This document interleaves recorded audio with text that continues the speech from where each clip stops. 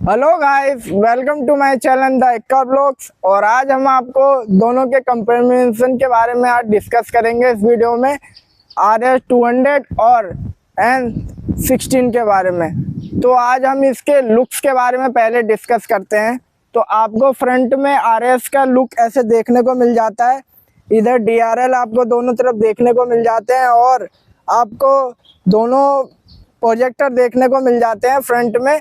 और साइड्स की लुक की बात करें तो आप देख सकते हैं काफ़ी बॉडी इसकी बहुत प्यारी है, रियल है और हैवी है और फुल बॉडी है इसकी। और आप देखो इसमें पल्सर देखने को मिल जाता है लिखा हुआ, काफ़ी जो अच्छा लग रहा है, इसमें नीले पे लिखा हुआ है। और आपको बैक की बात करें तो बैक देखें आप कितनी प्यारी लग रही है, आप देख सकते हैं। तो लोग इसकी बैक देख के कंफ्यूज हो जाते हैं कि बाइक जा कौन सी रही है। तो अगर फ्रंट पास से ना देखे तो उन्हें पता नहीं चलेगा कौन सी बाइक है, लेकिन बैक से इतनी प्यारी लुक आ रही है। बस में एक थोड़ी दिक्कत है, इसके आपको प्लेट्स है, तो प्लेट अगर नीचे लगी होती तो काफ़ी और बेटर लुक आता है इसका। तो अब दूसरा चीज़ मैं बताने जा रहा हूँ N16 के बारे में। तो N16 की लुक के बारे में बात करने जा रहा हूँ मैं। तो आप फ्रंट में देख सकते हैं N16 का लुक। तो आपको फ्रंट में ये DRL दोनों इसमें भी है, ठीक है। और इसका एक प्रोजेक्टर है, इसमें दो प्रोजेक्टर है, इसमें एक प्रोजेक्टर है। तो ये काफ़ी मतलब जिस हिसाब से इसका प्रोजेक्टर है तो काफ़ी अच्छा है बाइक के हिसाब से। और उसका जो बाइक के हिसाब से जो प्रोजेक्टर है वो भी बहुत अच्छा है। तो बाइक के हिसाब से दोनों की नीड के हिसाब से दोनों का प्रोजेक्टर काफ़ी अच्छा है। स्टार्ट कर दे। हेलो गाइस, अब मैं पहला टॉपिक स्टार्ट करने वाला हूँ। पहली चीज़ मैं बताने वाला हूँ RS 200 के इंजन के बारे में। तो मैं पहली चीज़ आपको बता दूँ इसके इंजन के बारे में।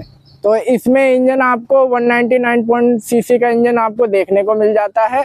और मैक्स पावर की बात करूँ तो 24.5 PHP देखने को मिल जाता है। और मैक्स टॉर्क की बात करें तो 18.1 न्यूटन मीटर आपको देखने को मिल जाता है। और तो आज मैं अब बताने जा रहा हूँ N16 के इंजन के बारे में। तो इसमें 164 सीसी का इंजन आपको देखने को मिल जाता है। और मैक्स पावर की बात करें तो 15.6 PHP देखने को मिल जाता है। टॉलर की बात करें तो 14.1 न्यूटन मीटर आपको देखने को मिल जाता है।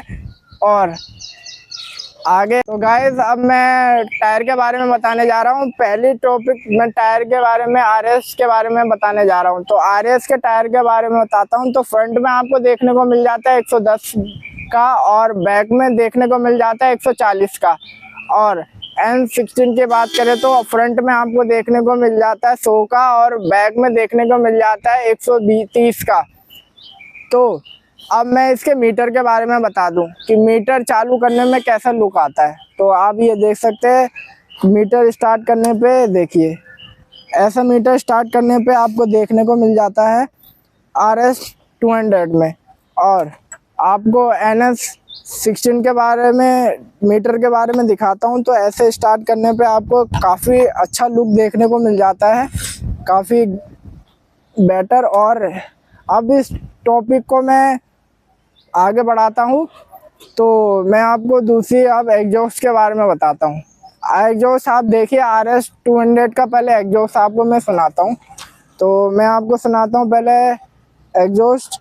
तो ये देखिए मैंने स्टार्ट कर दी है और मैं आपको एग्जॉस्ट सुनाता हूँ।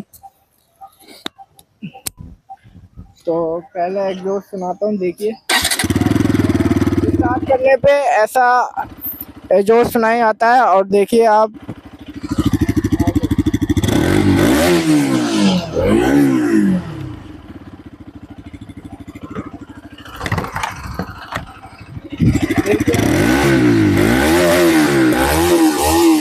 ऐसा एग्जॉस्ट सुनने को मिल जाता है RS 200 में। तो और N16 की एग्जॉस्ट की बात करें तो आपको देखने को मिल जाता है, देखिए आप मैं स्टार्ट करता हूँ। स्टार्ट करने पे कैसे साउंड आती है, इसमें ज़्यादा वैसी साउंड नहीं है, नॉर्मली साउंड है। तो आप देख सकते हैं स्टार्ट कर दिया है मैंने। तो स्टार्ट करने पे पहले ऐसा आता है,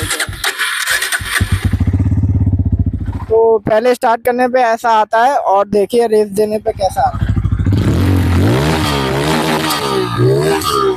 तो ऐसा आता है साउंड NS 116 में, और साउंड दोनों में बाइक के हिसाब से काफ़ी ग्रेट है, काफ़ी अच्छे है। तो रोड पे अगर बाइक हम चलाते हैं तो काफ़ी अच्छे लोग रिएक्शन देते हैं। और तो अब मैं आगे बताने जा रहा हूँ इसके हैंडलिंग के बारे में। तो मैं RS 200 की हैंडलिंग के बारे में बताने जा रहा हूँ। तो आपको देख सकते हैं बैठने पे ऐसा देखना, ये काफ़ी कंफर्ट है आपको हैंडलिंग। तो आप लगातार इसको 400 या फिर 500 तक आप किलोमीटर तक चला सकते हैं।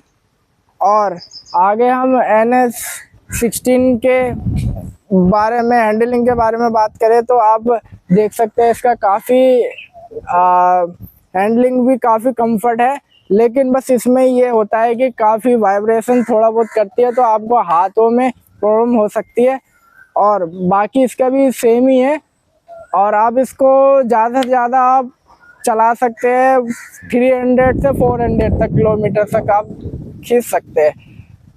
और अब इस वीडियो को मैं यहीं करता हूँ एंड। तो अगर आपको कोई भी इस वीडियो में आपको समझ नहीं आया हो, या आपको कोई भी टॉपिक, आप कमेंट में मेरे को बता सकते हैं कि आपको ये टॉपिक नहीं समझ आया, तो मैं इस पर अलग वीडियो बना दूंगा। और आप लाइक करें, कमेंट करें, शेयर करें।